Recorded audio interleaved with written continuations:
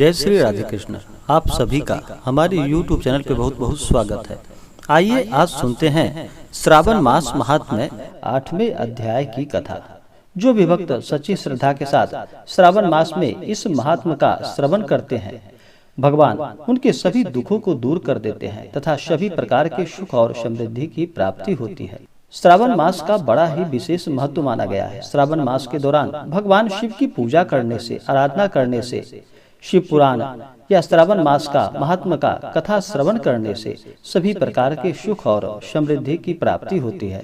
तो आइए सुनते हैं श्रावण मास महात्म्य 8वें अध्याय की कथा। तो बोलिए प्रेम से भगवान भोलेनाथ की जय, माता पार्वती की जय। ईश्वर बोले कि हे सनत कुमार, अब मैं समस्त पापों को नाश करने वाले बुद्ध और गुरु का व्रत का वर्णन करूंगा, जिसे श्रद्धा पूर्वक करने से मनुष्य परम सिद्धि प्राप्त करता है। ब्रह्मा जी ने चंद्रमा को ब्राह्मणों के राजा के रूप में अभिषिक्त किया था। किसी समय उसने रूप तथा यौवन से संपन्न तारा नामक गुरु पत्नी को देखा। उसकी रूप तथा संपदा से मोहित होकर वह काम के वशीभूत हो गया और उसे अपने घर में रख लिया। इस प्रकार बहुत दिन बीतने पर उसे बुद्ध नामक एक पुत्र हुआ, जो बुद्धिमान, सौंदर्यशाली तथा सभी शुभ लक्षणों से युक्त था। गुरु बृहस्पति को ज्ञात हुआ कि तारा चंद्रमा के घर में स्थित है। तब उन्होंने चंद्रमा से कहा कि मेरी पत्नी को वापस करो। अनेक तरह से समझाने पर भी जब तारा को वापस नहीं किया, तब बृहस्पति ने देवताओं की सभा में जाकर देवराज इंद्र को यह वृतांत बतलाया और कहा कि हे शक्र, आप देवताओं के राजा हैं, अतः अपनी आज्ञा से आप उसे दिलाएं, अन्यथा उस चंद्रमा के द्वारा किया गया पाप आपको ही निस्संदेह लगेगा, क्योंकि शास्त्र निर्णय के अनुसार प्रजा के द्वारा किए गए पाप को राजा भोगता है। पुराण में भी ऐसा कहा गया है कि दुर्बल का बल राजा होता है। गुरु का यह वचन सुनकर चंद्रमा ने कहा कि मैं आपकी आज्ञा से तारा को दे दूंगा, किंतु इस पुत्र को नहीं दूंगा। शास्त्र के अनुसार विचार करके देवताओं ने उस बुद्ध को चंद्रमा को दे दिया। इसके बाद गुरु को उदास देखकर देवताओं ने उन दोनों को वर प्रदान किया कि हे चंद्र, तुम घर जाओ, यह तुम्हारा भी पुत्र है और बृहस्पति का भी है। यह तुम्हारा पुत्र ग्रहों में प्रतिष्ठित होगा। हे सुराचार्य, आप यह दूसरा भी शुभ वर ग्रहण कीजिए कि जो बुद्धिमान व्यक्ति आप दोनों बुद्ध गुरु का व्रत मिलाकर करेगा, उसकी संपूर्ण सिद्धि होगी। यह सत्य है, इसमें कोई संदेह नहीं। शंकर जी के लिए अत्यंत प्रिय इस श्रावण मास के आने पर जो लोग बुधवार तथा बृहस्पतिवार को पूजन व्रत करेंगे, उन्हें सिद्धि प्राप्त होगी। इस व्रत में दही तथा भात का नैवेद्य व्रत सिद्धि में मूल हेतु है। स्थान भेद से आप दोनों की मूर्ति लिखकर पूजन करने से भिन्न भिन्न फल प्राप्त होता है। यदि कोई हिंडोले के ऊपरी स्थान पर आप दोनों की मूर्ति लिखकर पूजन करे, तो वह सर्वगुण संपन्न तथा दीर्घायु पुत्र प्राप्त करेगा।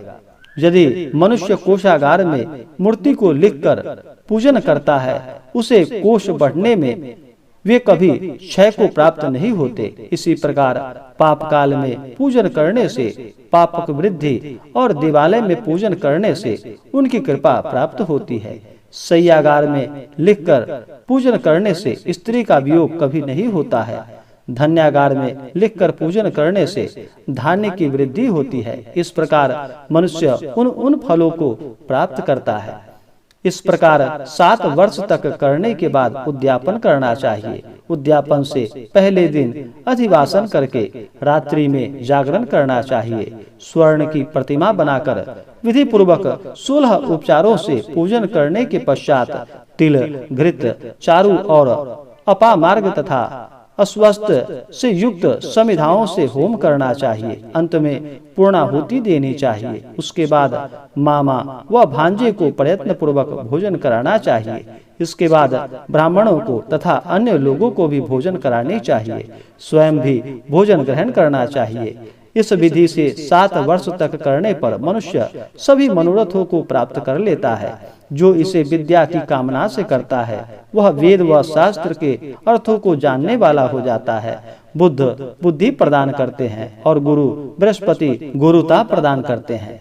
सनत कुमार बोले कि हे भगवान, आपने जो यह कहा है कि इस अवसर पर मामा तथा भांजे को भोजन कराना चाहिए, यदि बताने योग्य हो तो इसका कारण बताइए। ईश्वर बोले कि हे सनत कुमार, पूर्व काल में अत्यंत दीन तथा दरिद्र कोई 2 ब्राह्मण थे। दोनों मामा और भांजे उदार पूर्ति हेतु परिश्रम पूर्वक भ्रमण करते हुए ये दोनों किसी नगर में अन्न मांगने के लिए गए। उन्होंने घर घर में श्रावण मास में प्रत्येक वार को उस वार का व्रत होते हुए देखा, किंतु कभी भी बुद्ध गुरु का व्रत नहीं देखा। तब उन्होंने बहुत देर तक परस्पर विचार किया कि सभी वारों का व्रत तो सर्वत्र दिखाई पड़ रहा है, किंतु बुद्ध गुरु का कहीं नहीं है। अतः चूंकि यह व्रत अनुच्छिष्ट है, इसलिए हम दोनों को चाहिए कि इस शुभ व्रत का अनुष्ठान आदर पूर्वक करें। किंतु हे सनत कुमार, इसकी विधि न जानने के कारण वे दोनों संशय में पड़ गए। तब रात्रि में उन्हें स्वप्न में इस व्रत की विधि दृष्टि गोचर हो गई। इसके बाद उन्होंने उसकी विधि के अनुसार व्रत को किया, जिससे उन्होंने अपार संपदा प्राप्त की। प्रतिदिन उसकी संपत्ति बढ़ने लगी और सभी लोगों को ज्ञात भी हो गया। इस प्रकार 7 वर्ष तक करके वे पुत्र व पौत्र आदि से संपन्न हो गए।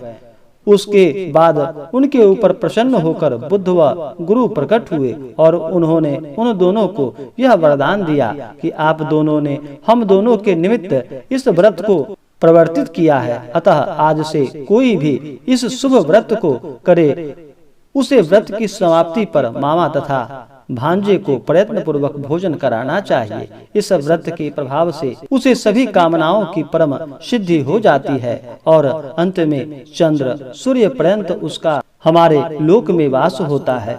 इस प्रकार श्री स्कंद पुराण के अंतर्गत ईश्वर सनत कुमार संवाद में श्रवण मास महात्म्य में बुद्ध गुरु व्रत कथन नामक 8वां अध्याय पूर्ण हुआ।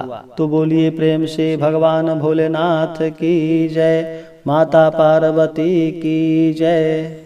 अगर आप और भी पिछले अध्याय की कथा को सुनना चाहते हो तो आप वीडियो के आइकन में जाकर के या हमारे चैनल पे प्लेलिस्ट बनाया गया है श्रावण मास महात्म्य के नाम से, आप चाहें तो पिछले अध्याय की कथा को श्रवण कर सकते हैं।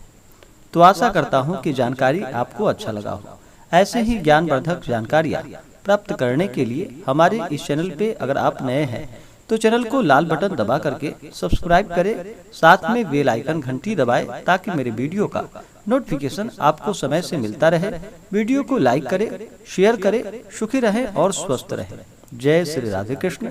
धन्यवाद।